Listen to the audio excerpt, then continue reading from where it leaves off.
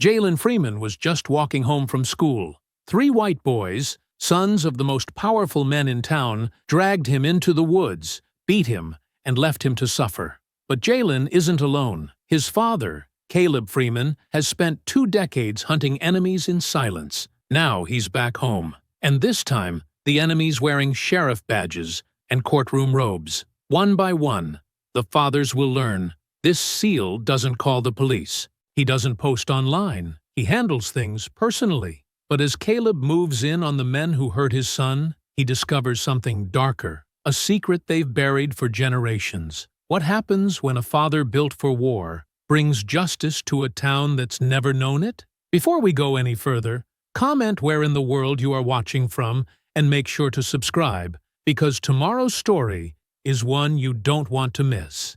The late afternoon sun filtered through the trees, casting long shadows across the dirt path.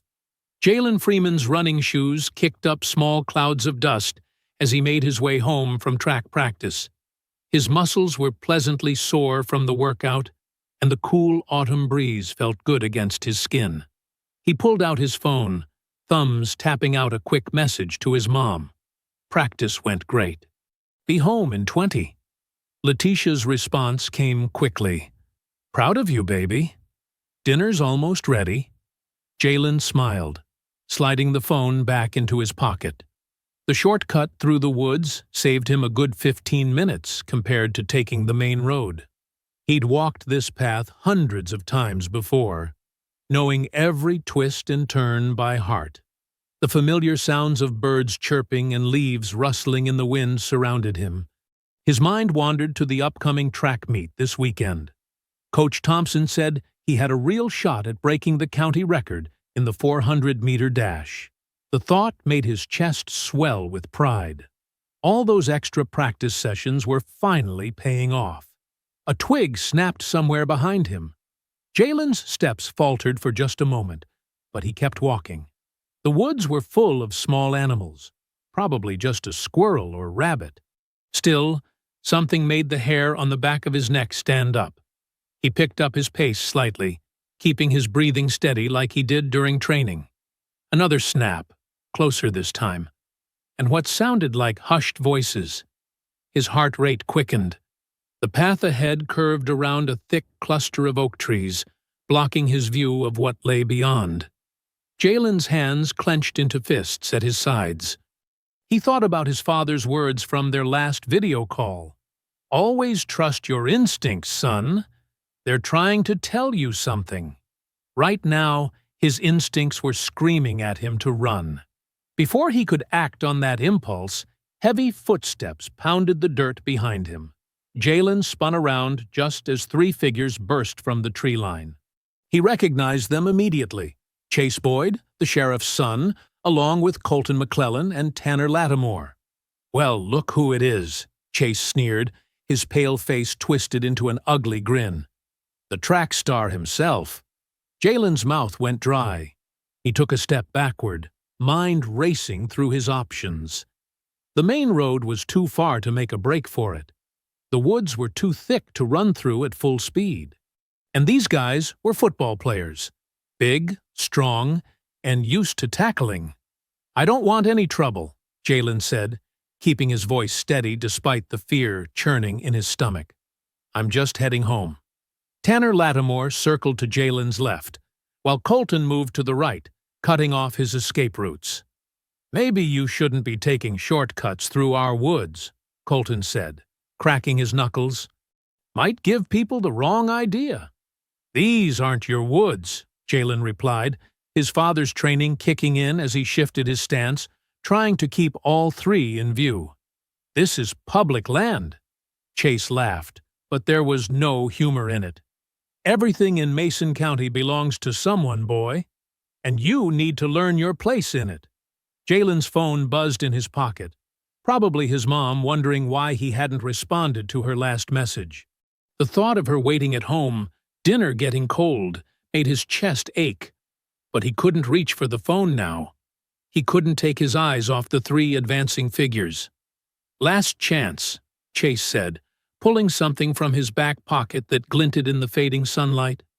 You can come with us quiet-like. or we can do this the hard way." The woods seemed to grow darker, the shadows deeper. Jalen's heart pounded against his ribs as he realized this wasn't going to be just another school bullying incident. The look in their eyes told him they had something much worse planned. He thought about his father again, about all the lessons on self-defense and standing your ground. But they'd never covered what to do when outnumbered 3-1 by guys bigger than you, at least one of them armed. His muscles tensed, ready to fight or run, whichever option presented itself first. The phone buzzed again in his pocket, insistent now. His mom would be getting worried. The thought nearly broke his concentration, but he forced himself to stay focused on the immediate threat. The three boys had formed a tight triangle around him, close enough now that he could smell the cigarette smoke on their clothes. Chase moved first, lunging forward with something metallic in his hand.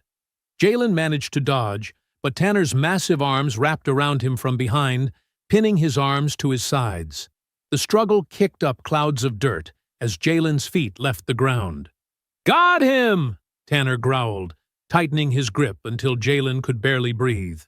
Chase pulled a white hood over his face, followed by Colton and Tanner. The sight made Jalen's blood run cold. They'd planned this. They'd waited for him. "Get him in the truck," Chase ordered, pointing to a beaten-up pickup parked just off the path. Jalen thrashed harder, but Tanner's grip was like iron. His feet scraped against the ground as they dragged him toward the vehicle. "Let me go!" Jalen shouted, hoping someone might hear. But the woods swallowed his voice, and Colton's fist slammed into his stomach, forcing the air from his lungs. They threw him into the truck bed like a sack of grain. His head cracked against the metal, sending stars dancing across his vision. Before he could recover, rough hands grabbed his wrists, binding them with duct tape. More tape covered his mouth. The engine roared to life. Through blurry eyes, Jalen watched the trees whip past as they drove deeper into the woods, bouncing over roots and rocks. His phone had fallen out during the struggle, lying somewhere back on the path. No one would know where he was. After what felt like forever, the truck stopped in a clearing. They yanked him out, and his knees buckled when he hit the ground. The masked boys formed a circle around him. "Time for your lesson," Chase said, voice muffled behind his mask. His boot connected with Jalen's ribs. The beating seemed to last forever. Fists and feet rained down from all directions. Through the pain, Jalen heard their taunts, slurs that cut deeper than their blows. He tried to curl into a ball, to protect his vital organs like his father had taught him, but they kept pulling him apart. "This is our town," Tanner spat, landing another kick. "Don't you forget it." Colton hung back, landing fewer hits, but he did nothing to stop it. Through swollen eyes, Jalen saw him grab Jalen's backpack from the truck. "Look what I found," Colton called out, trying to sound tough despite the tremor in his voice. Tanner laughed, unzipping his pants. "Let me show you what I think of your homework." The sharp smell of urine filled the air as he soaked the backpack, containing Jalen's books, phone charger, and track uniform. Something wooden scraped against the ground. Through the haze of pain, Jalen saw them erect a crude cross, maybe 3 feet tall. Chase pulled out a lighter, and flames licked up the dry wood. "Remember this," Chase said, grabbing Jalen's hair and forcing him to look at the burning cross. "Remember what happens when you forget your place." They left him there, bleeding into the dirt. The truck's engine faded into the distance, leaving only the crackle of flames and Jalen's ragged breathing.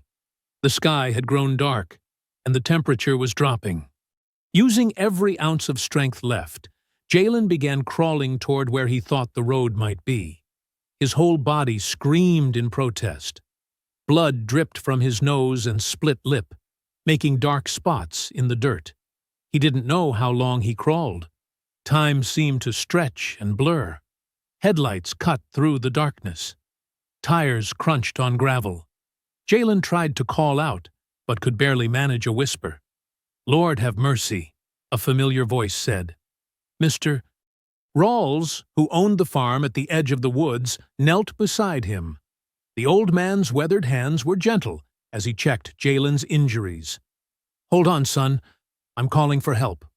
The ambulance arrived in a blur of flashing lights and urgent voices.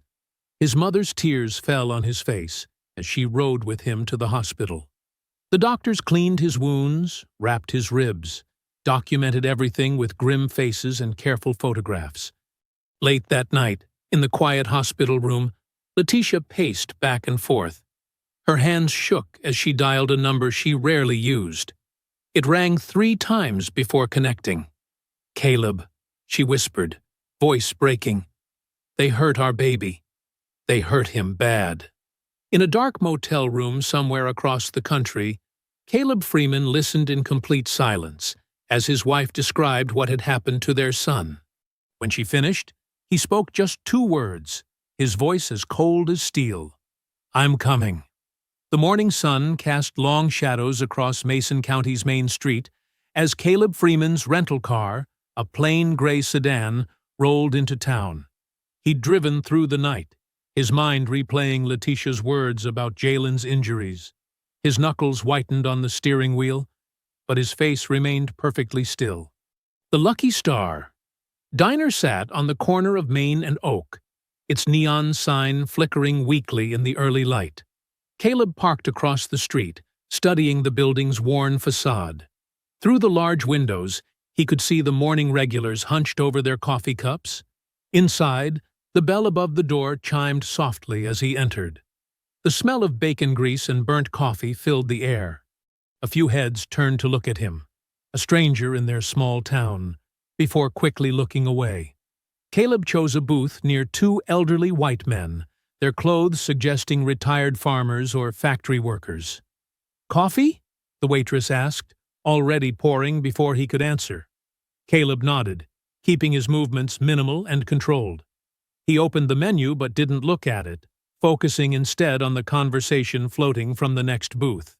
"Heard about that ruckus out by Rawls' place," one of the men said, his voice scratchy from years of cigarettes. "Sure did, Earl. Some boy got himself roughed up pretty good," the other replied, stirring cream into his coffee. "Sheriff's boy was involved, from what I hear." "Well, you know how it goes.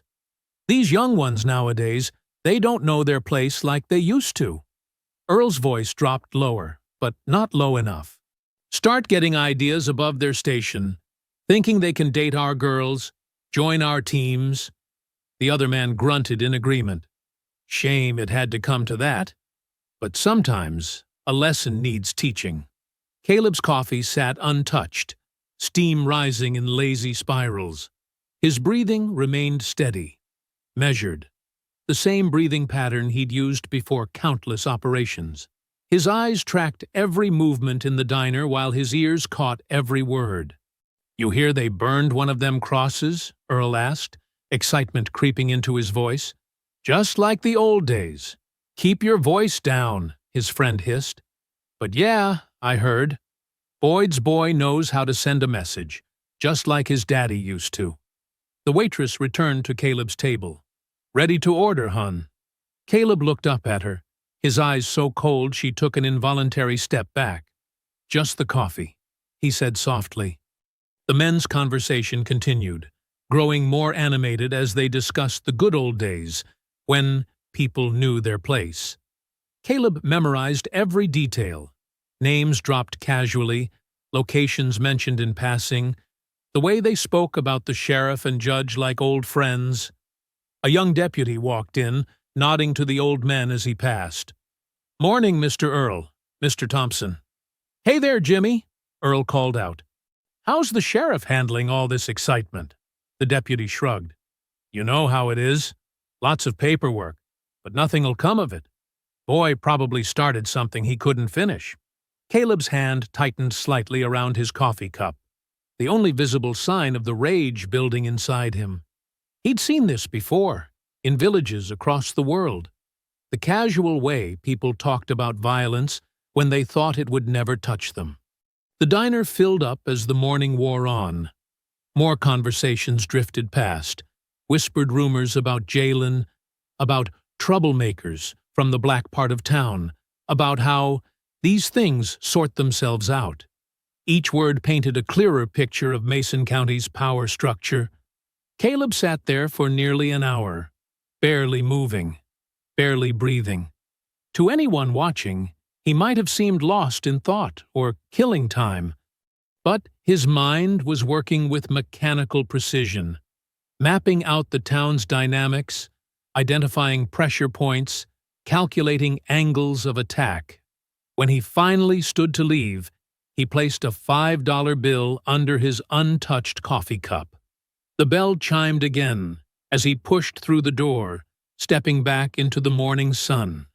The rental car started quietly, and he pulled away from the curb with the same careful control that marked everything he did.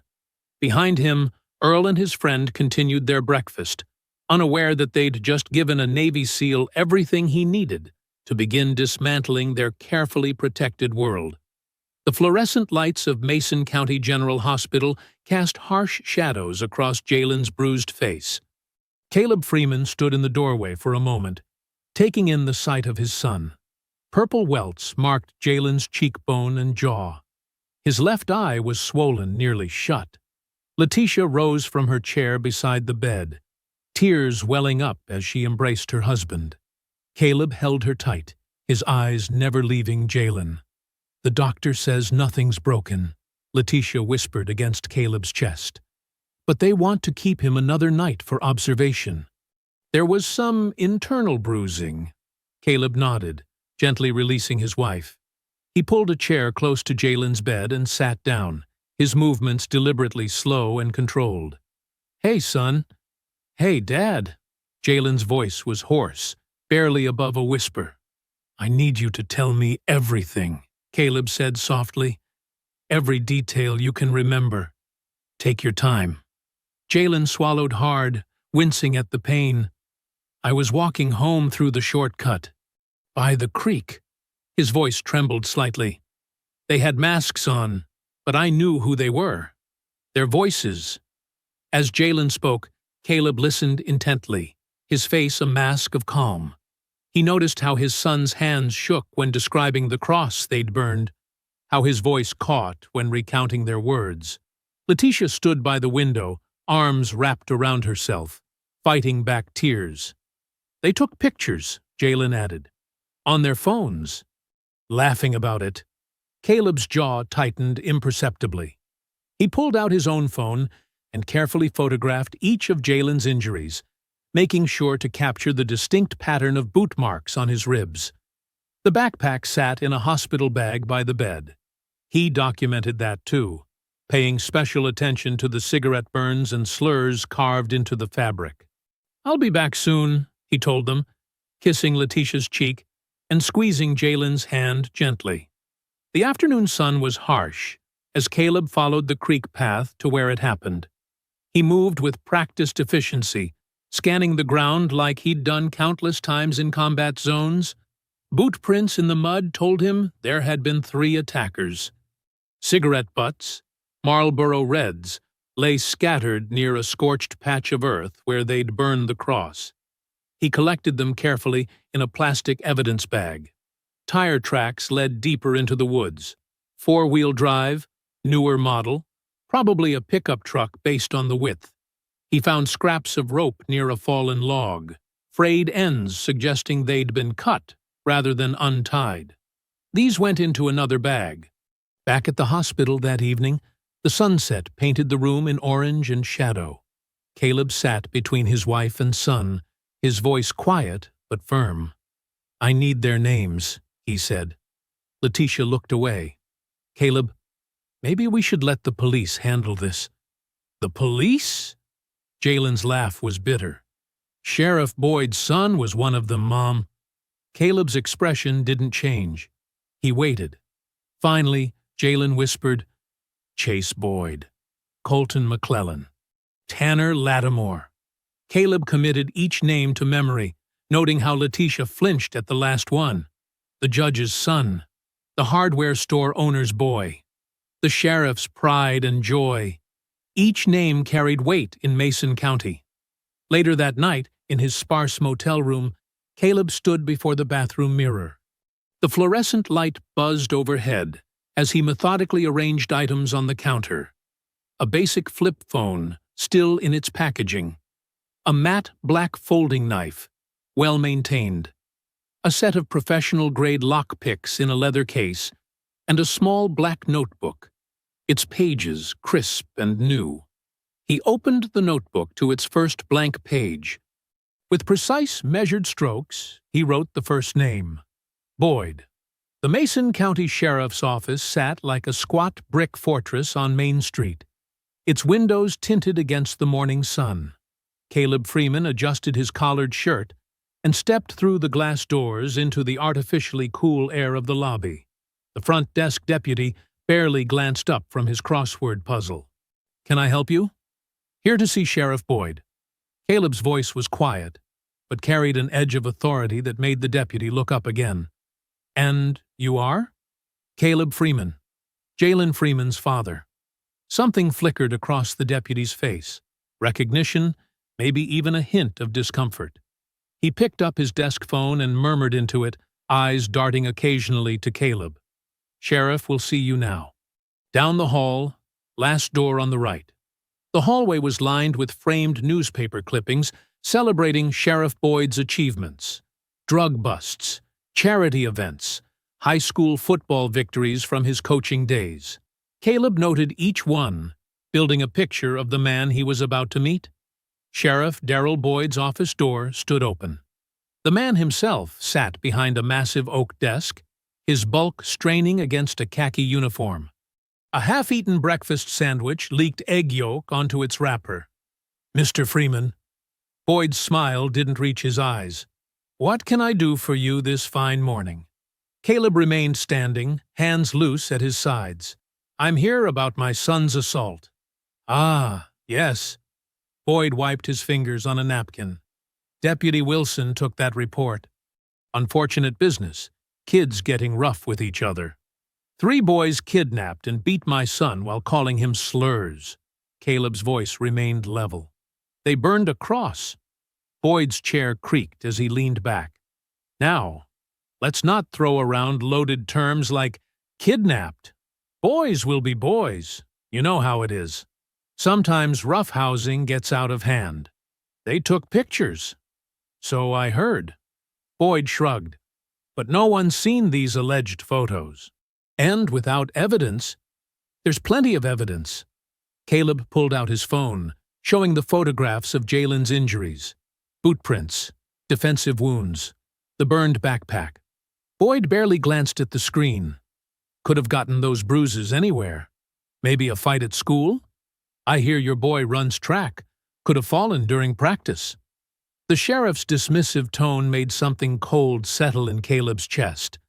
He noticed the family photos on Boyd's desk, including one of Chase in his football uniform, grinning next to his father. "Your son was there," Caleb said quietly. Boyd's face hardened. "That's a serious accusation, Mr. Freeman. I'd be careful about spreading rumors without proof." Jalen identified them, all 3 boys. The word of one confused, injured teenager. Boyd stood up, using his height to loom over the desk. "Against 3 of Mason County's finest young men? Good luck making that stick." Caleb didn't move, didn't flinch. His stillness seemed to unsettle Boyd slightly. "Look," Boyd continued, his tone shifting to what he probably thought was reasonable. "I understand you're upset, but these things happen. Kids get into scraps. Best to let it blow over.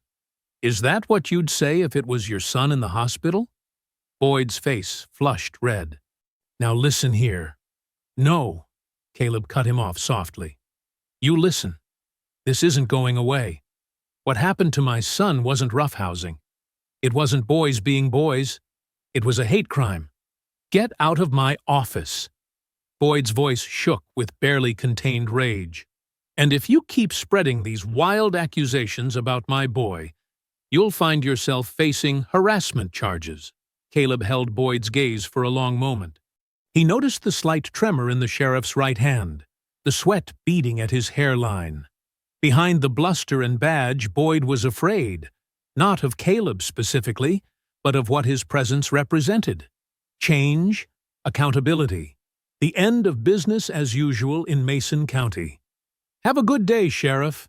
Caleb turned and walked out, leaving Boyd standing behind his desk, breakfast forgotten and cooling on its wrapper. The front desk deputy watched him leave, pencil frozen over his crossword puzzle. Through the tinted windows, Main Street continued its morning routine, oblivious to the quiet war that had just been declared in the sheriff's office. After leaving the sheriff's office, Caleb drove to the county courthouse, a white-columned building that loomed over the town square.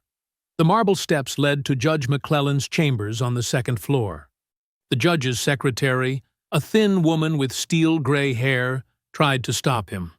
"Sir, you need an appointment." Caleb walked past her desk. "He'll see me." Judge Charles McClellan looked up from his leather chair as Caleb entered, his wire-rimmed glasses catching the morning light. Unlike Boyd's messy office, the judge's chamber was immaculate. Law books precisely arranged, degrees perfectly straight on dark wood panels. "This is highly irregular," McClellan said, his voice carrying that particular southern drawl that suggested old money and older prejudices. "So was what happened to my son." Caleb remained standing, just as he had with Boyd. McClellan removed his glasses, folding them carefully. "Ah, you must be the Freeman boy's father. I heard about that unfortunate incident. Your son Colton was there. A serious allegation." McClellan's smile was practiced, patronizing, one that could damage a young man's reputation, especially without evidence. "There's evidence. Hearsay from an injured teenager hardly counts as evidence in my courtroom, Mr. Freeman."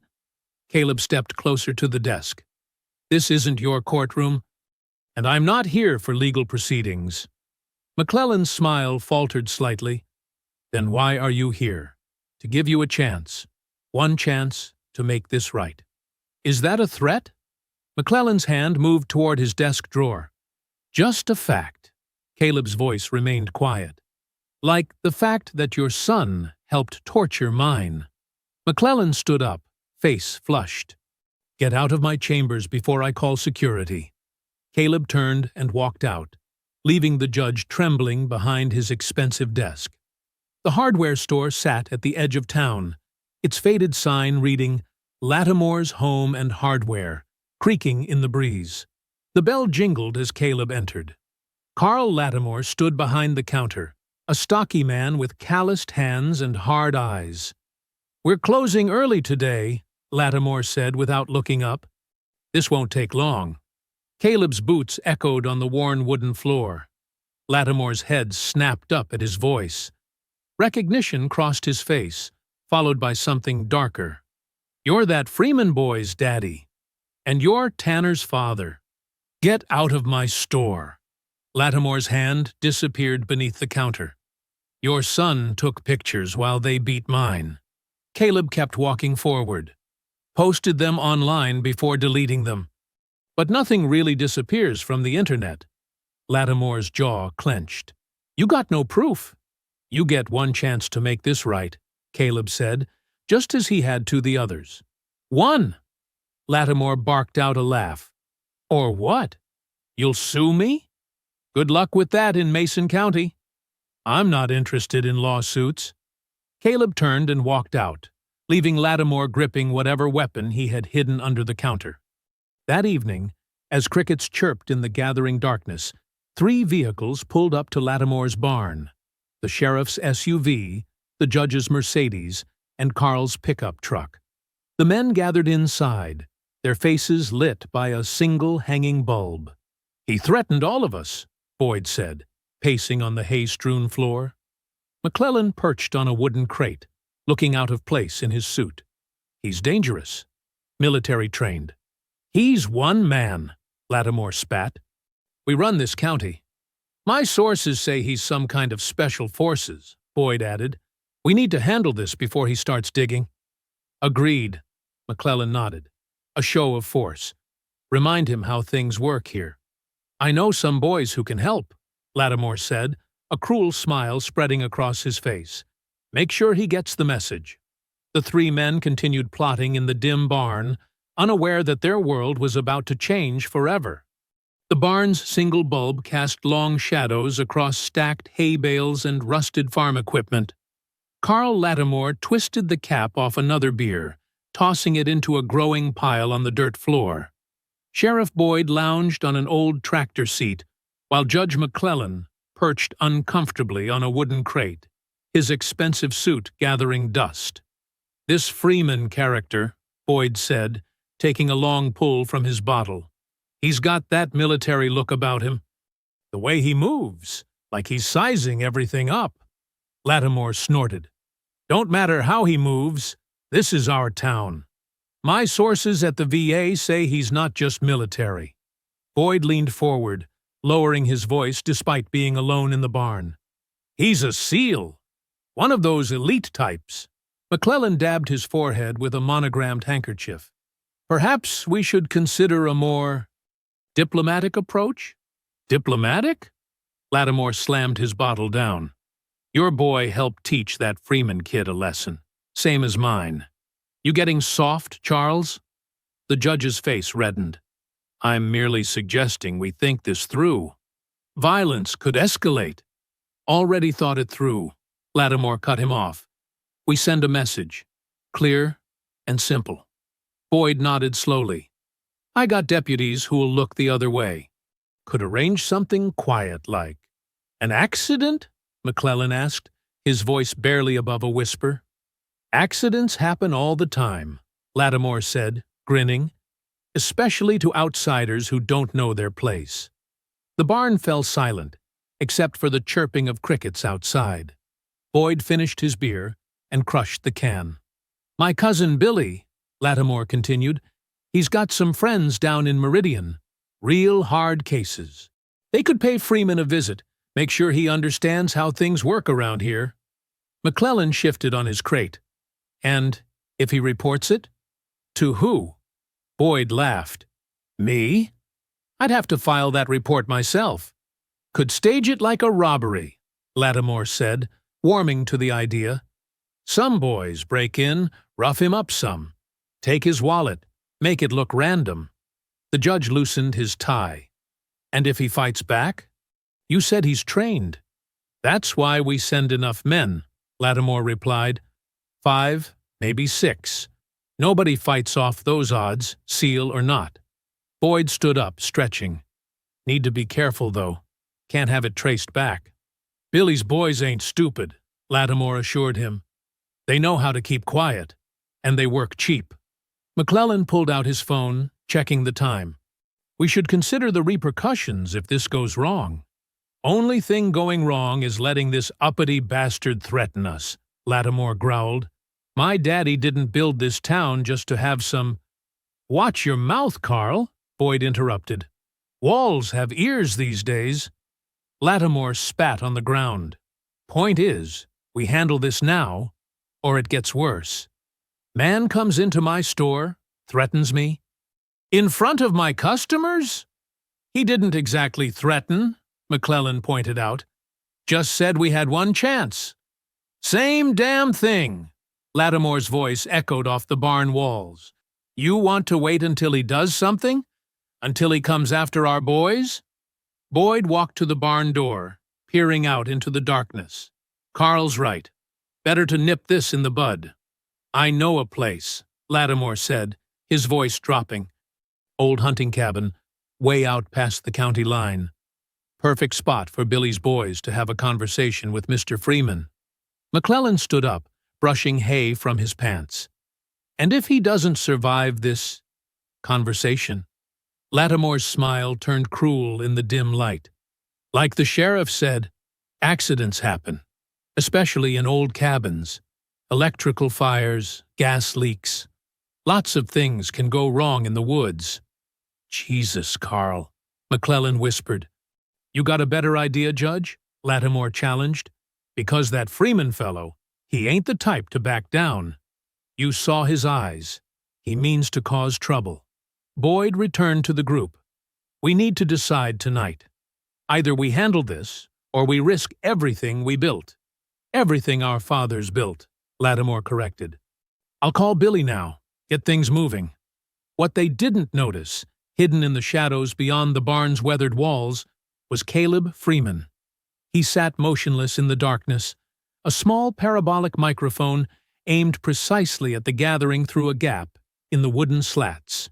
His rental car was parked 2 lots over, behind Old Man Wilson's abandoned feed store. The device in his hands caught every word, every threat, every cruel laugh. Caleb's face remained expressionless as he listened, but his jaw tightened when Lattimore mentioned Billy's hard cases from Meridian. He knew the type, local muscle for hire, usually ex-cons with more brutality than brains. A cool breeze rustled through the trees, carrying the smell of hay and motor oil. Caleb adjusted the headphones slightly, making sure the digital recorder caught every damning word. When Lattimore spoke about the hunting cabin, Caleb made a mental note. He knew the area they meant, isolated property just past the Miller Creek Bridge, where the county line curved around old logging roads. "We could plant something in his car," Boyd's voice came through clearly.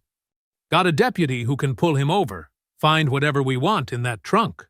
Or better yet," Lattimore added, "get our boys to push his kid into throwing the first punch. Self-defense, right, Sheriff?" The recorder caught Boyd's lazy chuckle. "Ain't hard to make a charge stick when you're the one writing the report." McClellan's voice was shakier, less certain. "The boys on the track team. Good grades. College prospects. If we push too hard—" "That's the point," Lattimore cut in. "Let's see how tough Freeman acts when his boy's future goes up in smoke. One phone call to my friend on the school board, that college dream's dead anyway." Caleb's fingers tightened slightly on the microphone, but his breathing remained steady. Years of training had taught him to channel anger into focus. Each threat they made was another piece of evidence, another nail in their own coffin. "Could have Tanner and the boys rough him up again," Boyd suggested. "But this time, we plant a knife on the scene. Say he pulled it first." "Now you're thinking," Lattimore said. "Get our story straight. 3 witnesses against 1. Who's going to believe him?" The conversation continued for another 20 minutes, each man adding layers to their plan. They discussed alibis, false witnesses, and ways to pressure other families into keeping quiet. Caleb recorded it all, his military-grade equipment capturing every incriminating detail. Finally, the men began gathering their empty bottles. Headlights swept across the barn as McClellan's luxury sedan pulled away first. Boyd followed a few minutes later in his patrol car. Lattimore stayed behind, making his call to Billy. "Yeah, tomorrow night," Lattimore spoke into his phone. "Bring 5 guys. Make it look random, but make it hurt. No hospitals. Just make sure he gets the message." After Lattimore's truck rumbled away, Caleb waited 10 full minutes in perfect stillness. The discipline that had kept him alive through countless missions now helped him remain patient, thorough. He checked the recording. 43 minutes of clear audio, every word preserved. Only then did he move, sliding through the shadows like a ghost. The barn door didn't make a sound as he slipped inside. His flashlight, barely brighter than a moonbeam, guided him to the single bulb hanging from the ceiling. With practiced efficiency, he unscrewed it, plunging the barn into darkness. From his pocket, he withdrew a single spent .45 caliber casing, military grade, the kind used in SEAL operations. He placed it precisely in the center of the wooden table where they had sat, positioning it so it would catch the morning light. The brass would tell them 2 things. First, that he had heard everything, and second, that he was capable of far more than they had imagined. But most importantly, it would make them wonder what else he might have left behind. Caleb took one last look around the barn, his trained eyes picking out details they had missed. Boot prints in the dust, fingerprints on bottles, cigarette butts that could yield DNA. Then he melted back into the darkness, leaving nothing but questions and fear behind him. The morning sun hadn't yet cleared the trees when Sheriff Boyd pulled into the station parking lot. His coffee cup froze halfway to his mouth. Where his patrol truck had been parked last night now sat a skeleton of metal, suspended on concrete blocks. The wheels were gone. The doors had vanished. The hood gaped open, engine parts missing like pulled teeth. Boyd stumbled out of his personal vehicle, spilling hot coffee on his uniform. The truck's frame rested perfectly level on 4 matching blocks, stripped cleaner than a Thanksgiving turkey. The seats were gone, the steering wheel missing, even the radio and light bar had been removed. Not a single bolt or screw remained that wasn't essential to keeping the frame intact. What in God's name? He spun around, searching for witnesses, but the street was empty. The bank's security camera across the street should have caught something, but when he looked up, he noticed its lens had been carefully covered with black tape. The station's own cameras were dark, their power cables cleanly cut. His deputy, Rick Martinez, came running out of the station. "Sheriff, I just got here. I swear it was fine when I drove past at midnight." Boyd's face turned purple. "Get CSI down here now. I want prints, tire tracks, everything." But even as he barked orders, he knew they wouldn't find anything. This wasn't some random theft. This was a message. The precision of it, the absolute thoroughness. This was military work. His hands started shaking as he thought about Freeman's warning. Across town, Carl Lattimore's morning was going even worse. He'd arrived early to check inventory at his hardware store, only to find the heavy padlock on his private garage lying open on the ground, picked clean without a scratch. His hands trembled as he pushed the door open. The sight inside made his knees weak. His prized collection of hunting rifles, worth over $20,000, had been completely disassembled. Every piece was hanging from the ceiling on thin wire, spinning slowly in the morning breeze like some twisted wind chime. Barrels, stocks, triggers, and scopes, all separated and suspended at different heights. "Jesus Christ," he whispered, stepping into the garage. The pieces clinked softly against each other, creating an eerie melody.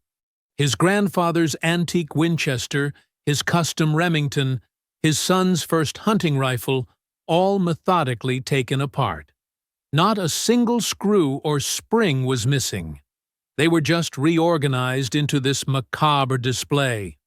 On his workbench, each gun's ammunition had been arranged in perfect rows, the bullets removed from their casings, powder emptied. The casings formed a simple message: "Next time." Lattimore grabbed his phone with shaking fingers, dialing Boyd's number. The sheriff answered on the first ring. "Boyd! He was here! That bastard was in my garage! My guns!" "Shut up and listen!" Boyd cut him off, his voice tight with rage. "My truck's been stripped down to nothing, right in front of the station. Meet me at McClellan's office in 20 minutes. Don't call anyone else." Lattimore stared at his hanging gun parts, reality sinking in. How did he? This would take hours. Nobody heard anything. 20 minutes, Boyd repeated, and hung up. Lattimore locked up the garage, his heart pounding. As he climbed into his truck, he noticed something that made his blood run cold. On his dashboard was a small piece of paper he knew hadn't been there last night. It was a receipt from his own store, dated 3 years ago. The sale of rope and lighter fluid to his son, the same day Jalen Freeman had been attacked. He crumpled the receipt in his fist, but couldn't bring himself to throw it away. Evidence. The bastard was collecting evidence. And if he could get into a locked garage, into a police truck right in front of the station, then nowhere was safe. The morning sun climbed higher, casting long shadows across Mason County. At the police station, forensics would find no fingerprints, no tool marks, no traces of how the truck had been stripped so thoroughly. In Lattimore's garage, the gun parts would continue their slow dance, each piece catching the light like a warning sign. Neither man noticed the rental car parked at the Sunset Motel, or the figure watching through partially closed blinds, methodically checking items off a list in a small black notebook. Judge Charles McClellan prided himself on routine. Every morning, his secretary Margaret brought his coffee at precisely 8:15 a.m., placed it on the right corner of his desk, and laid out his case files for the day. But this morning, something was off. An unmarked manila envelope sat squarely in the center of his polished oak desk. "Margaret!" he called out, his voice sharp. "What's this envelope?" His secretary appeared in the doorway, frowning. "I haven't been in yet, Your Honor. The cleaning crew must have left it." McClellan's hands trembled slightly as he picked up the envelope. It wasn't sealed, just tucked closed. Inside, he found a stack of glossy photographs that made his stomach turn. The first showed his son, Colton, face clearly visible despite the hood he'd worn that night, standing over Jalen Freeman's crumpled form. The cross burning in the background cast an orange glow across the scene. "Dear God," he whispered, flipping through more photos. Each one was crystal clear, showing every participant, every action. But it was the second set of documents that made his blood run cold. Typed pages listed names, dates, and case numbers. Dozens of trials he'd presided over where evidence had mysteriously disappeared, where certain witnesses never made it to the stand, where verdicts seemed predetermined. Next to each entry were names of potential witnesses who could verify the corruption. His office phone rang, making him jump. It was Carl Lattimore. "Charles, we've got trouble." Lattimore's voice was shaky. "Boyd's truck got stripped clean, and someone turned my gun collection into some kind of sick art display." McClellan barely heard him, still staring at the documents. "He was in my office," he said quietly. "He left. Evidence. Photos of Colton at the attack. And other things. Old cases." "What do we do?" Lattimore asked. Before McClellan could answer, his computer screen flickered. A text document opened by itself, words appearing letter by letter. "You didn't listen the first time." The same message appeared simultaneously on Boyd's station computer and Lattimore's store register display. Each man felt the weight of those 6 words like a physical blow. McClellan called an emergency meeting in his chambers.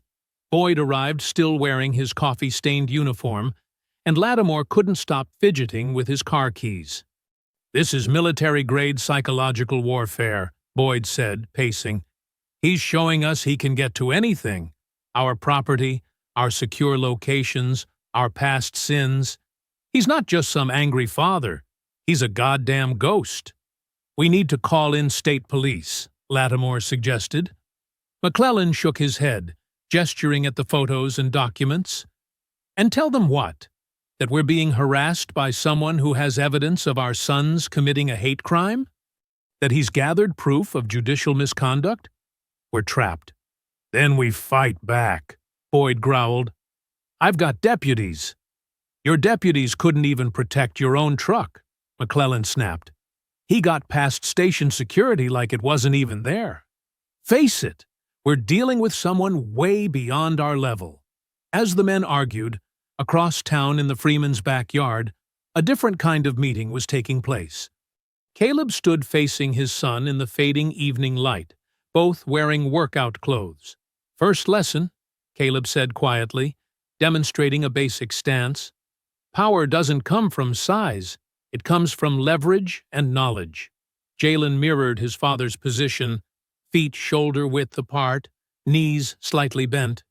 His bruises were still visible, but his eyes were focused. "When someone grabs you from behind," Caleb continued, moving slowly to demonstrate, "they expect you to pull forward.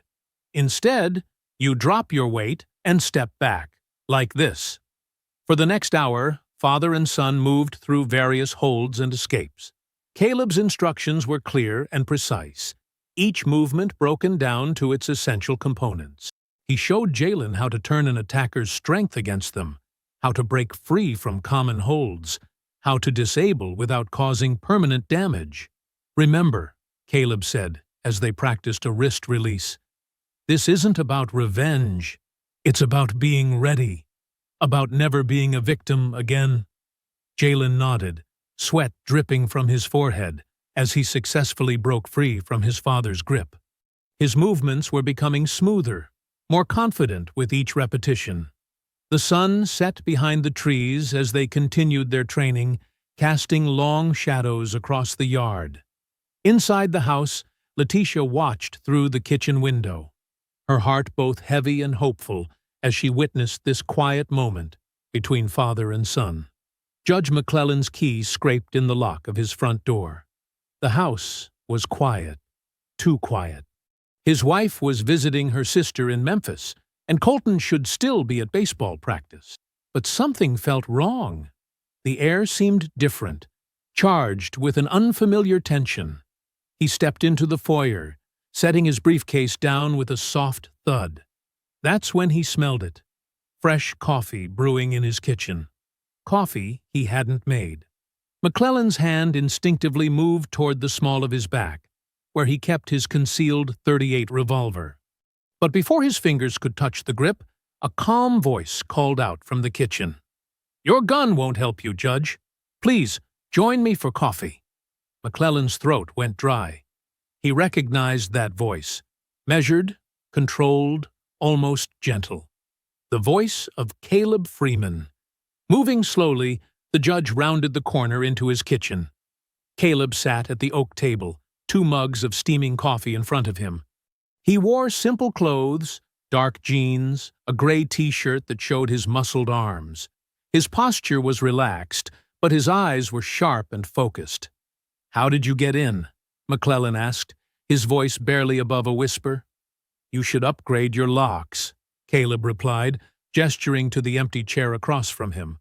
"Please, sit. Your coffee's getting cold." McClellan's legs felt weak as he lowered himself into the chair. His kitchen, normally his sanctuary where he enjoyed morning papers and evening scotch, felt alien now. The afternoon sun streaming through the windows seemed too bright, too exposing. "I assume you got my message yesterday," Caleb said, taking a slow sip from his mug. "The photos, the case files, those were private records," McClellan protested weakly. "You had no right. Like my son had no right to walk home without being attacked?" Caleb's voice remained steady, but his eyes hardened. "Like those defendants had no right to fair trials." McClellan's hands trembled as he reached for his coffee mug. "What do you want?" "I want you to do the right thing," Caleb said. "Take Colton to the police station. Have him confess. Then you'll make a public apology to my son." The judge's face flushed red. "You're insane. Do you know what that would do to my family? To my career?" "I do," Caleb nodded. "Just like I know what your son and his friends did to my family. To my son's sense of safety. To his dignity." McClellan's eyes darted to the kitchen drawer where he kept his backup revolver. Caleb noticed. "Try it," he said quietly. "I searched your house for weapons before you arrived. You really should vary your hiding spots." Sweat beaded on McClellan's forehead. This man had been in his house, through his belongings, probably read his private papers. The violation made him feel naked, exposed. "You can't intimidate me."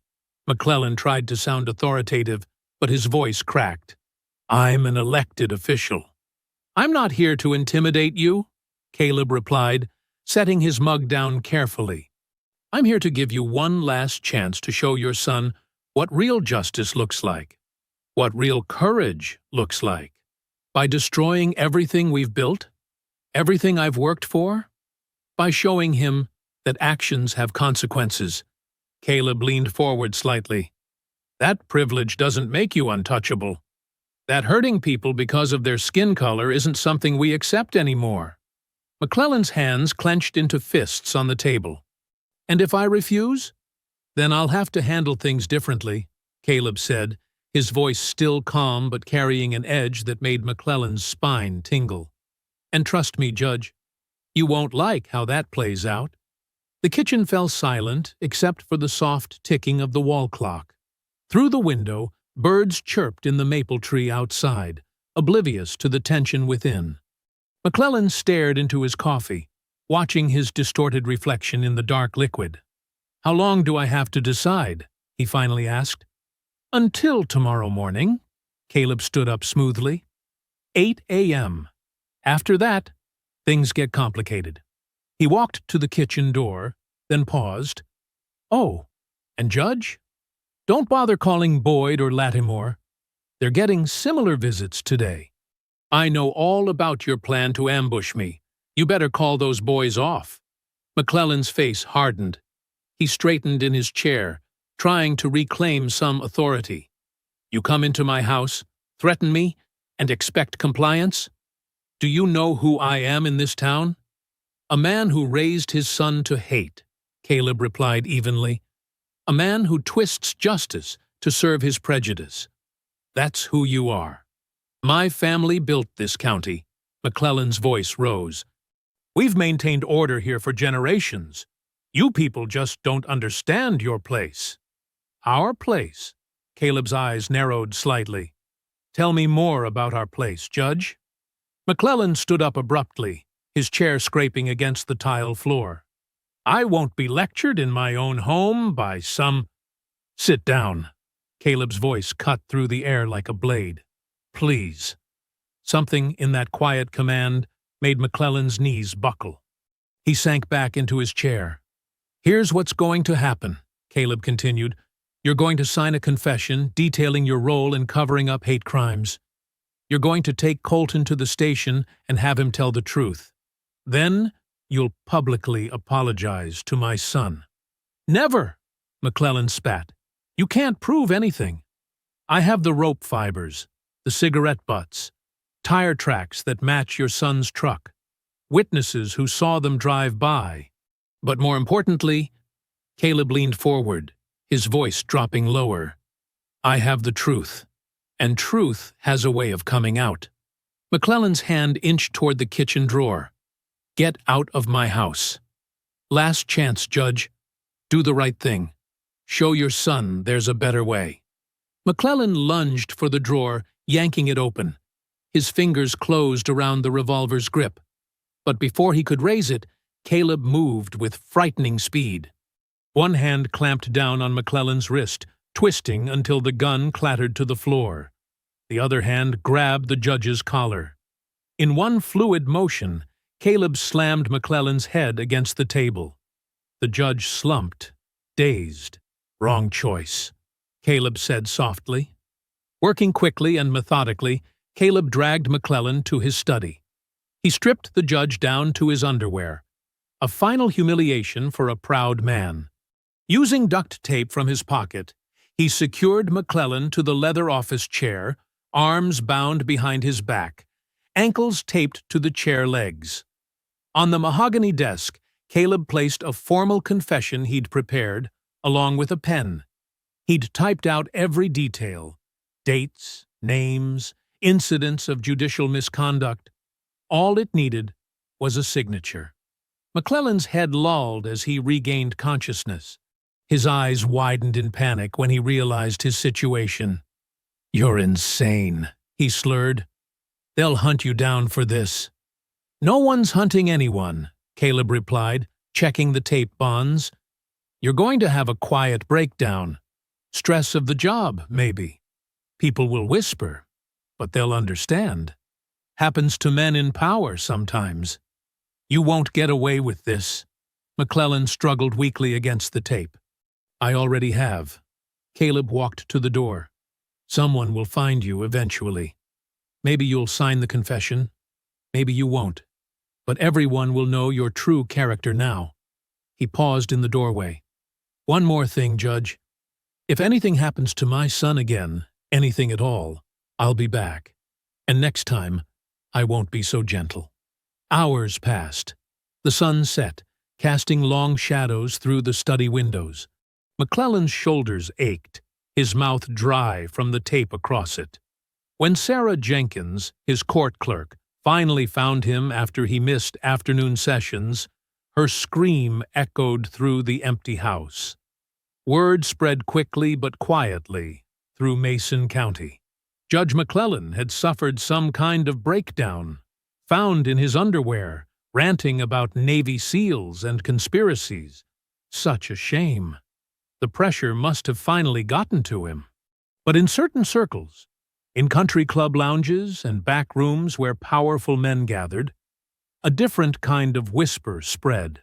A warning, a reminder that no power lasted forever, that justice came in many forms. Sheriff Boyd eased his truck onto the familiar dirt path, gravel crunching under the tires. The sun was just starting to paint the sky pink, casting long shadows through the pine trees. This was his time, his escape from the mess that Freeman Man had stirred up. He grabbed his rifle and hunting vest from the passenger seat, checking the ammunition with practiced hands. The familiar weight of the gun brought him comfort. Out here, he was still in control. Still the man his daddy had raised him to be. The morning air was crisp, carrying the scent of damp earth and pine needles. Boyd adjusted his cap and started down his usual trail, boots crunching softly on fallen leaves. He'd been hunting these woods for 30 years. Every tree, every ridge, every animal trail. He knew them all like the back of his hand. His mind wandered to Chase as he walked. The boy had been quiet lately, jumpy even. Not the son of a sheriff should act. Boyd's jaw clenched. That Freeman kid had gotten into his boy's head somehow. Made him doubt himself. Made him weak. "Gonna set things right," Boyd muttered to himself, checking his scope. "Show everyone who really runs this county." He paused at a fallen log, his usual rest spot. Something felt off. The woods were too quiet. No bird song, no squirrels chattering in the branches. Every hunter's instinct told him he wasn't alone. "Beautiful morning for a hunt," a voice said behind him. Boyd spun around, rifle raised. Caleb Freeman stood there, unarmed, hands in the pockets of his jacket. He looked completely at ease, like he was taking a casual morning stroll. "This is private property," Boyd growled, keeping the rifle trained on Caleb's chest. "You're trespassing." "Funny thing about property," Caleb said, taking a step forward. "It only matters if you can hold on to it." "Stop right there!" Boyd's finger tightened on the trigger. "I'll shoot you where you stand."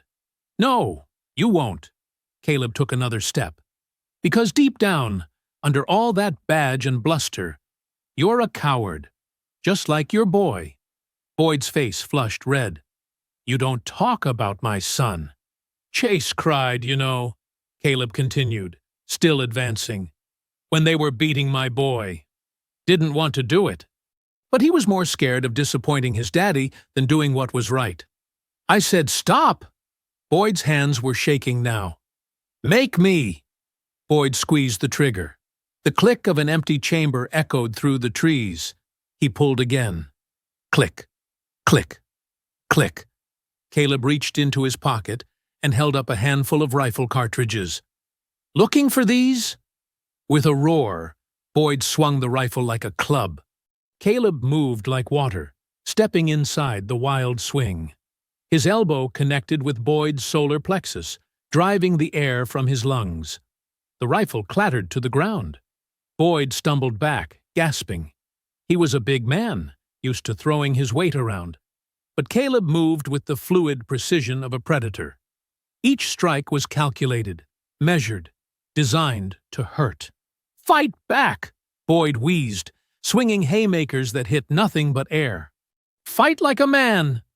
"I'm not here to fight," Caleb replied, deflecting another wild punch. "I'm here to teach." His fist drove into Boyd's kidney. The sheriff doubled over, retching. A knee caught him in the face as he bent forward. Blood sprayed from his nose. Boyd fell to his knees, spitting red onto the leaves. His whole body trembled. For the first time in decades, he felt small, helpless. like the bullied kid he'd once been before he learned to become the bully. "Your badge," Caleb said quietly. "Take it off." "Go to hell," Boyd gasped. Caleb's boot came down on the badge, pinning it to Boyd's chest. The pressure increased slowly, inexorably. Boyd could feel the metal digging into his flesh through his shirt. "Take it off." With shaking fingers, Boyd unpinned the badge. Caleb's boot lifted, allowing him to drop it on the ground. The morning sun caught the metal, making it gleam one last time before Caleb's heel came down. The crack of breaking metal seemed to echo through the silent woods. Through swollen eyes, Boyd watched as Caleb methodically cleaned his hands with a cloth from his pocket. The morning light filtered through the trees, casting dappled shadows on the forest floor, where drops of Boyd's blood stained the leaves. "You know what the difference is between us?" Caleb asked, his voice steady, despite the violence he'd just delivered. "I could kill you right now, but I won't, because my son needs to see justice done right, not revenge." Boyd tried to respond, but his jaw wouldn't work properly. He could taste copper in his mouth, feel the ache of loose teeth. His ribs screamed with every breath. In 25 years wearing the badge, he'd never been beaten like this. Caleb pulled a length of rope from his jacket pocket and began securing Boyd to the thick pine trunk. His movements were precise, professional, the knots tight enough to hold, but not cut off circulation. Boyd recognized the technique from his police training. This wasn't random violence. This was calculated. "My boy," Boyd finally managed to slur through bloody lips. "Leave Chase alone. Your boy needs to learn what you never did," Caleb replied, checking the bindings. "Actions have consequences. Real ones. Not the kind you can make disappear with a badge and a handshake." The broken shield lay in pieces by Boyd's feet, morning dew already gathering on the shattered metal. His father had pinned that badge on him 25 years ago. Now it was just twisted scrap, like everything else he'd built his life around. "They'll come looking," Boyd threatened weakly. "Let them." Caleb stood, surveying his work. "Tell them whatever story helps you sleep at night. Tell them you fell. Tell them wild dogs got you. I don't care. But remember this feeling. Remember what it's like to be helpless. To have no one coming to help you." He knelt down, meeting Boyd's terrified gaze. "That's how my son felt. That's how every person you've wronged felt. The only difference is, I'm letting you live to think about it." Boyd's head throbbed. He could feel consciousness slipping away, darkness creeping in at the edges of his vision. The last thing he saw was Caleb walking away, disappearing into the morning mist like a ghost. Hours passed. The sun climbed higher, warming Boyd's battered face. Birds returned to the trees, their songs a mockery of his pain. He drifted in and out, time becoming meaningless. Finally, voices cut through his haze. Flashlight beams danced across his face. "Sheriff! Jesus Christ, Sheriff Boyd!" Deputy Martinez's young face swam into view as he cut through the ropes. Other deputies gathered around, their radios crackling with urgent chatter. "Call an ambulance." "Who did this?" "Should we set up roadblocks?" "No," Boyd croaked, his voice barely a whisper. "No reports. No investigation." Martinez helped him sit up, concern etched on his face. "But sir, you've been assaulted. We need to—" "I said no!" Boyd snapped, then winced at the pain it caused. "I fell. That's all. Tripped and hit my head. Got tangled in some vines. Understanding me, deputy?" The younger man's eyes darted to the broken badge, then back to Boyd's face. Understanding dawned in his expression. "Yes, sir. A fall. I'll make sure everyone knows." They helped Boyd to his feet. His legs shook like a newborn colt's. Everything hurt. But worse than the physical pain was the knowledge that he'd been beaten, truly beaten, for the first time in his life. His power, his control, his untouchable status, all gone with his shattered badge.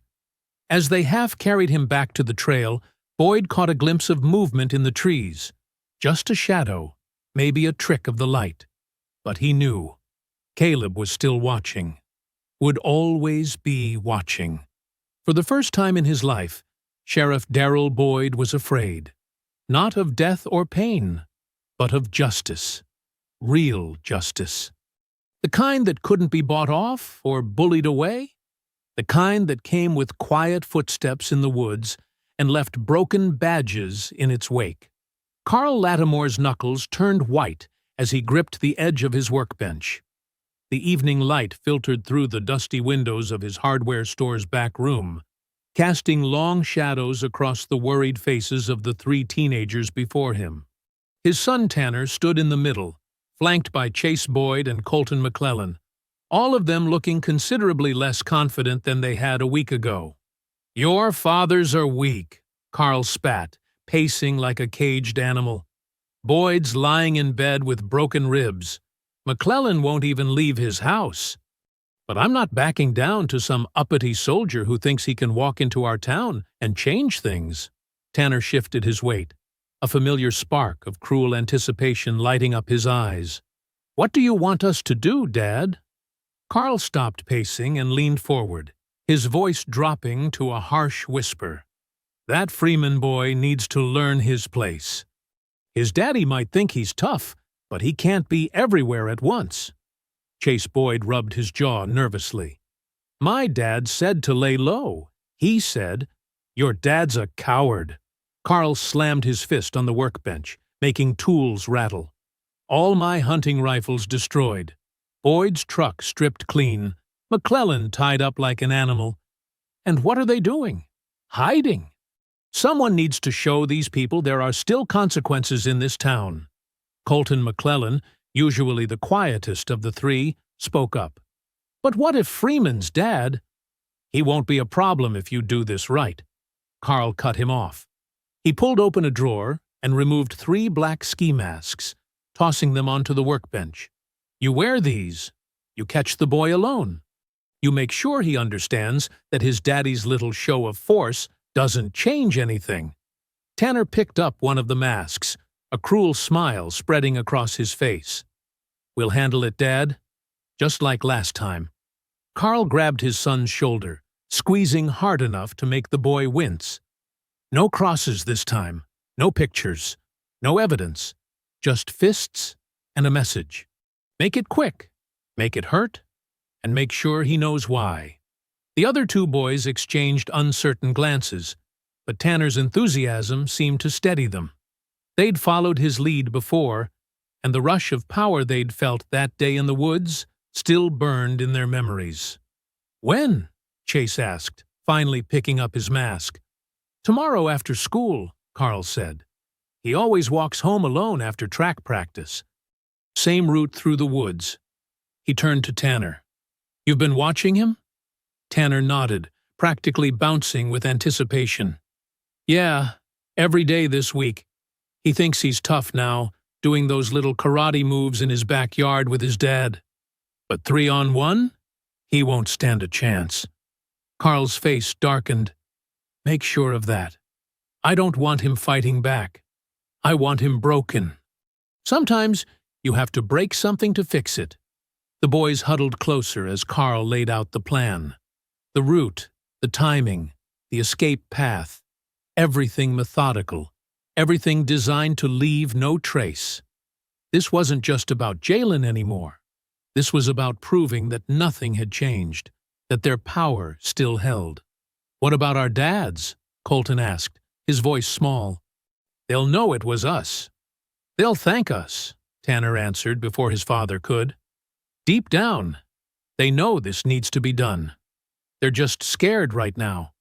Carl nodded approvingly at his son. "Exactly. Sometimes the sons have to be stronger than their fathers. Tomorrow, you show everyone in this town that nothing's changed, that we're still in charge." The evening light had faded to purple dusk outside the windows. Carl watched as the boys stuffed the masks into their backpacks, their movements charged with nervous energy. They were scared, yes, but that fear would make them cruel. Fear always did. "One more thing," Carl said as they turned to leave. "If he fights back, if he so much as raises a hand to defend himself, you make him regret it. Show him what happens to people who don't know their place." The boys nodded, filing out through the back door into the gathering darkness. Carl watched them go, pride and anger mixing in his chest. His son would make things right. His son wouldn't bend like the others. The afternoon sun cast long shadows through the Freemans' living room windows as Jalen finished his homework at the kitchen table. His mom's nursing shift wouldn't end for hours, and the house felt too quiet. Every creak made him tense. His father's words echoed in his mind. "Stay alert. Trust your instincts." The first sign was subtle, a scraping sound at the back door. Jalen's heart pounded as he silently moved to the hallway, positioning himself as his father had taught him. 3 shadows passed by the kitchen window. He recognized their shapes immediately. The door burst open with a crack of splintering wood. Tanner Lattimore led the charge, wearing a black ski mask that couldn't hide his swagger. Chase Boyd and Colton McClellan followed close behind, their own masks betraying nervous energy in their movements. "Surprise, boy!" Tanner sneered, advancing with clenched fists. "Daddy's not here to protect you now." Jalen's mind went calm, just like during training. He planted his feet exactly as his father showed him, keeping his breathing steady. "Leave! Now!" Chase lunged first, swinging wild. Jalen stepped inside the punch, just like he'd practiced countless times in the backyard. His elbow caught Chase's extended arm at the perfect angle.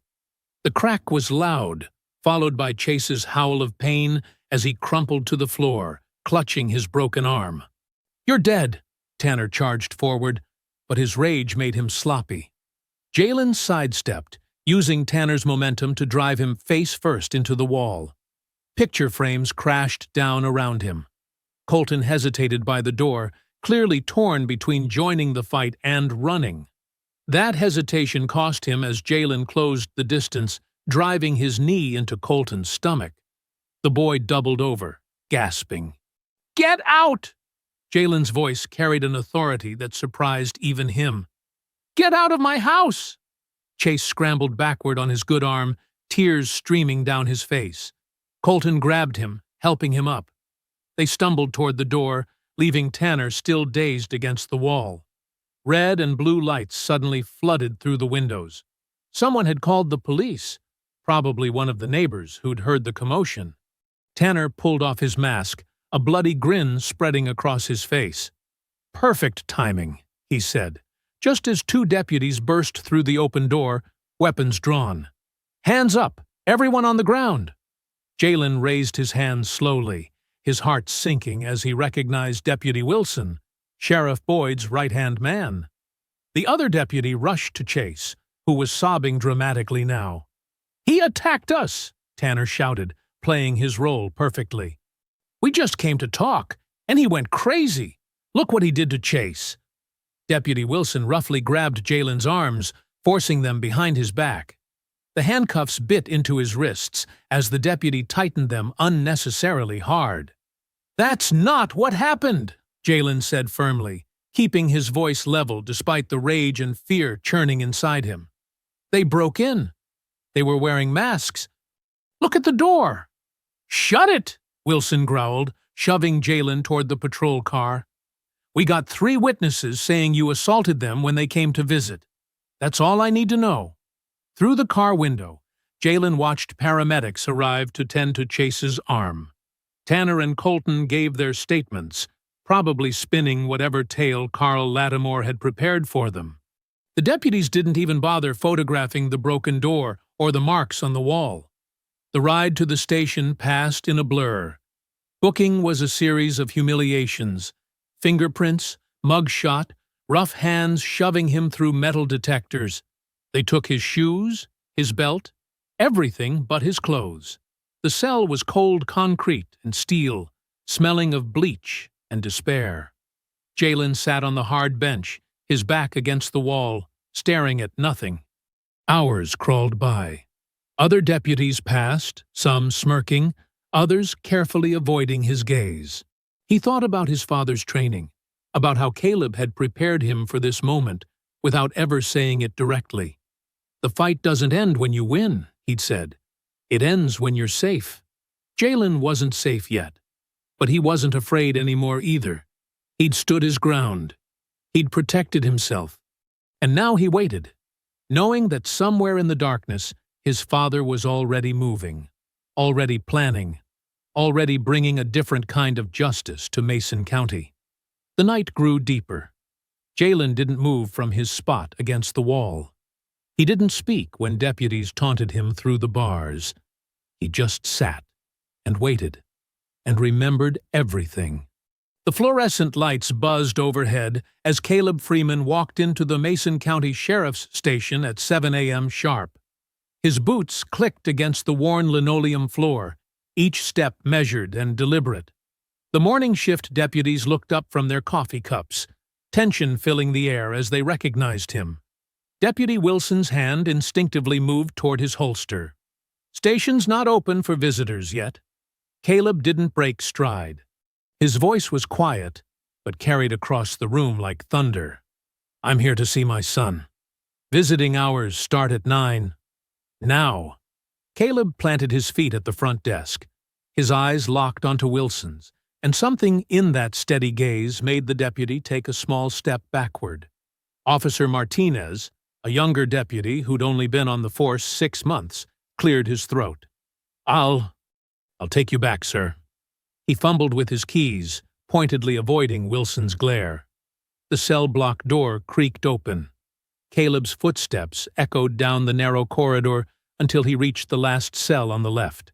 Jalen sat exactly where he'd been all night, back straight against the wall, eyes alert despite the exhaustion evident on his face. "You okay?" Caleb asked, his voice softer now. Jalen nodded. "They broke in. 3 of them. Masks on." "I know." Caleb wrapped his fingers around the steel bars. "Tell me what happened next." "I did what you taught me. Chase came at me first. I broke his arm." There was a slight tremor in Jalen's voice. "Just like we practiced. Then Tanner and Colton. I handled it. But the deputies, you did everything right," Caleb said. "This isn't about last night. This is your final test." Jalen stood up, moving closer to the bars. "What do you mean?" "They think this cell breaks you, makes you afraid." Caleb's eyes were intense but proud. "But you're not afraid anymore, are you?" "No, sir." "Good. Because fear is what they want. Fear is how they've controlled this town for generations." Caleb glanced down the corridor where Martinez pretended not to listen. "Your mother's outside right now, with Reverend Jackson and half the church ladies. They're filing formal complaints with the county commissioner, the state police, and 3 different civil rights organizations." A small smile crossed Jalen's face. "Mom's not playing around." "Never does." Caleb reached through the bars, gripping his son's shoulder. "You held your ground. You protected our home. Now it's my turn to finish this." Through the station's front windows, they could see Letitia Freeman standing with a group of community leaders. She wore her nurse's scrubs, having come straight from her night shift, but her spine was steel as she spoke with reporters who'd begun gathering. "How long do I have to stay here?" Jalen asked. "Not long." Caleb's voice carried absolute certainty. "You'll walk out soon. I guarantee it. What are you going to do?" "What needs doing?" Caleb squeezed his son's shoulder one last time. "Stay strong. Keep your head up. Remember everything I taught you about patience." Deputy Martinez shifted uncomfortably. "Sir, we need to wrap this up." Caleb nodded to his son and turned away. His footsteps were just as measured leaving as they had been arriving. The morning light streamed through the station's windows, casting long shadows across the floor. Outside, Letitia caught his eye. A silent understanding passed between them. She would handle things here, working through proper channels, while he handled other matters. They'd learned long ago to trust each other's methods. The parking lot was filling up with news vans and protesters carrying hastily made signs. Caleb slipped through the crowd unnoticed, just another face in the growing chaos. His rental car sat in the back corner, unremarkable and forgettable. Inside the car, he pulled out his small black notebook. 2 names were already crossed out: Boyd and McClellan. His finger traced down to the final name: Carl Lattimore, the man who'd orchestrated last night's attack, who'd sent his own son to do his dirty work, who thought his hardware store empire made him untouchable. Caleb started the engine. The morning sun was climbing higher, promising another hot Mississippi day. He pulled out onto the main road, driving slow and steady. There was no need to rush. Carl Lattimore wasn't going anywhere. The warehouse sat dark and quiet on the edge of town, its metal walls reflecting the last orange rays of sunset. Caleb Freeman pulled his rental car behind a stack of shipping containers, killing the engine. He'd watched Carl Lattimore's routine for days. The man always stayed late on Thursdays, counting inventory alone after his workers left. The security system was basic, just cameras and motion sensors. Caleb found the electrical panel on the building's exterior and cut the main power line with practiced efficiency. Inside, emergency lights cast weak green shadows across rows of shelving stocked with hardware supplies. Caleb moved silently through the warehouse, his boots making no sound on the concrete floor. The layout was burned into his memory from earlier reconnaissance. Office in the back corner, gun safe visible through the window, Carl's preferred chair facing the door. A floorboard creaked under Caleb's foot. The sound echoed. "Who's there?" Carl's voice rang out, tight with fear. "I've got a shotgun, and I'll use it." Caleb stepped into view, hands loose at his sides. Carl stood trembling behind his desk, clutching a pump-action Remington. His eyes were wide, sweat beading on his forehead despite the evening chill. "Put it down," Caleb said quietly. "You don't want to make this worse." "Get out!" Carl's finger tightened on the trigger. "I'll kill you. You hear me? I'll—" Caleb moved before Carl could finish. 3 precise steps brought him inside the shotgun's arc. His left hand clamped the barrel up, while his right struck Carl's wrist. The weapon clattered to the floor. Carl swung wildly, desperation giving his strikes power but no accuracy. Caleb blocked a haymaker and drove his knee into Carl's stomach. The older man wheezed but kept fighting, grabbing a stapler from his desk and swinging it like a club. The makeshift weapon caught Caleb's shoulder. He grunted, switched tactics. This wasn't a clean takedown like with the judge, or a tactical fight like the sheriff. This was ugly, personal. A brawl between fathers with hate in their hearts. Carl slammed Caleb against the gun safe, trying to crush the breath from his lungs. Caleb headbutted him, feeling cartilage crunch. They crashed through a glass display case, sending fishing lures scattering across the floor. Blood ran down Carl's face as he screamed, "You people don't belong here! This is our town!" "Your time is done," Caleb replied, voice steady despite the exertion. He caught Carl's next punch and twisted, using the man's momentum to slam him face first into the wall. Carl staggered but wouldn't stay down, throwing office supplies and cursing. The fight moved through the warehouse, knocking over shelves of paint cans and power tools. Carl was stronger than he looked, running on pure hatred and fear. But Caleb had fought men like him before, men who confused cruelty for strength, who broke when their perceived power was stripped away. Finally, after 10 brutal minutes, Caleb caught Carl in a chokehold. The hardware store owner thrashed, then went limp.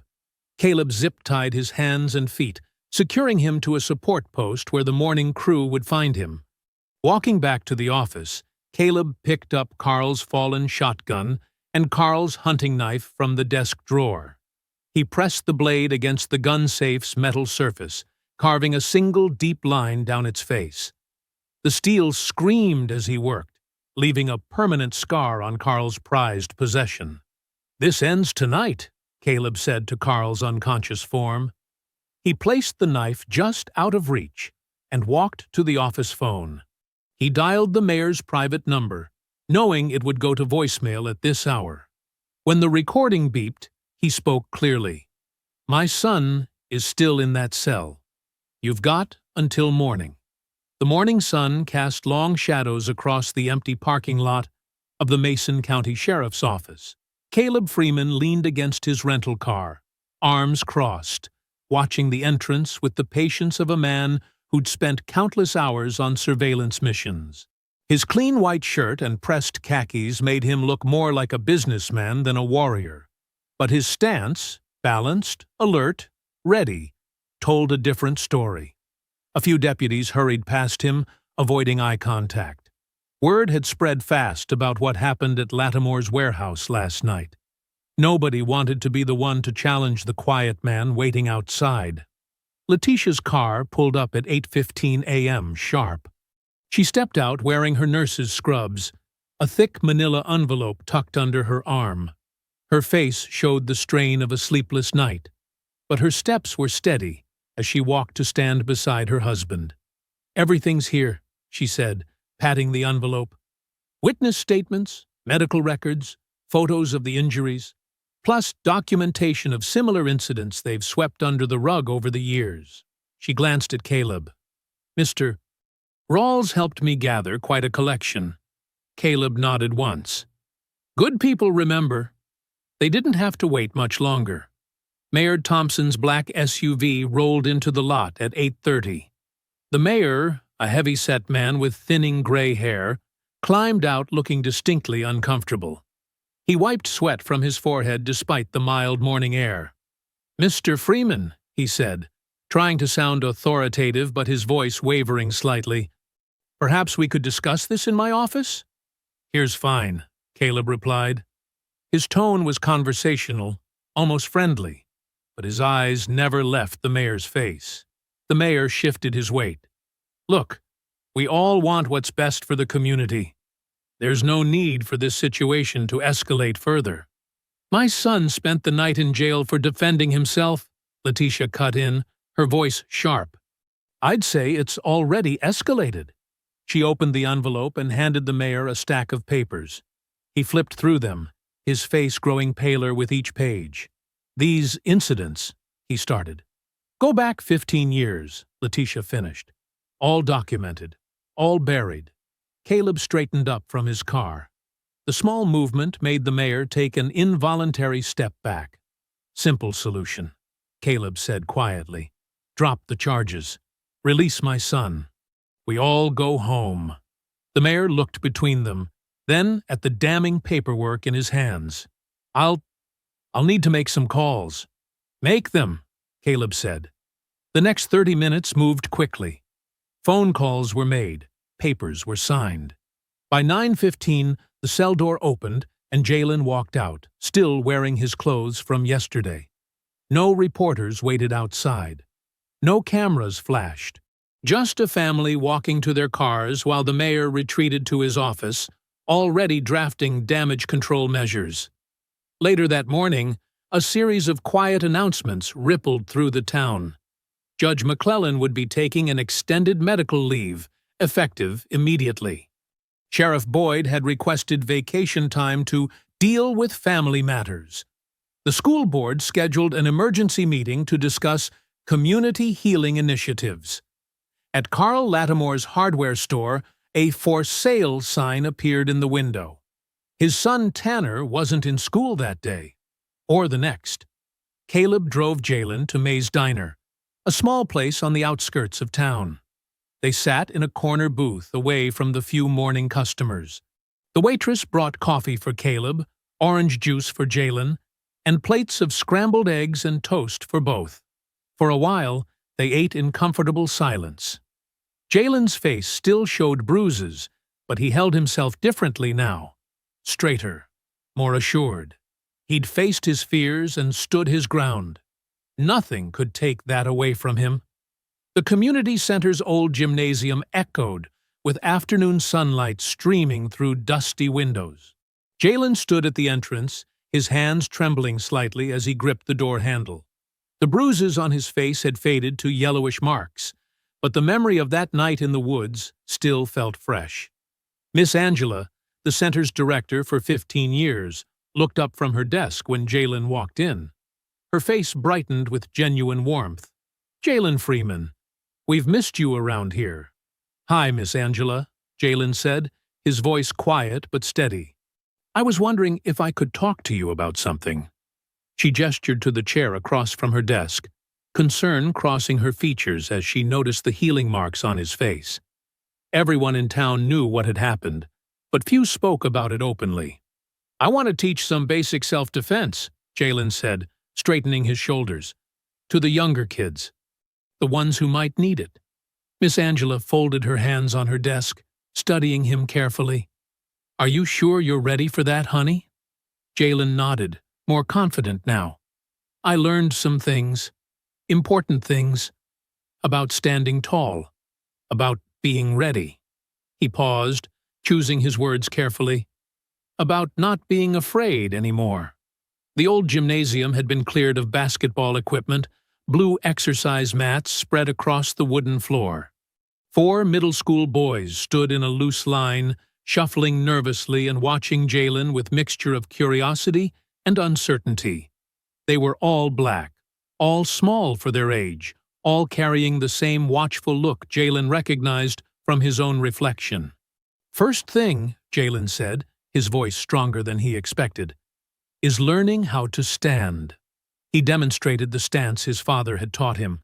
Feet shoulder-width apart, knees slightly bent, weight balanced. This is your foundation. Everything starts here. From the back of the gym, almost hidden in the shadows, Caleb Freeman watched silently. His face remained neutral, but his eyes never left his son. Jalen moved between the boys, gently correcting their positions. "Keep your chin up," he told Marcus, the smallest one. "Eyes forward. You're not doing anything wrong by taking up space." They practiced basic blocks first, simple movements designed to deflect incoming strikes. Jalen remembered how his father had taught him, breaking down each motion into clear steps. "You're not trying to hurt anyone," he explained. "You're just making sure they can't hurt you." The boys began to relax as they moved, their initial awkwardness giving way to focused concentration. Jalen demonstrated a simple wrist escape, showing them how to twist free from a grab without panicking. "Sometimes people try to make you feel small," Jalen said, his voice carrying clearly across the gym.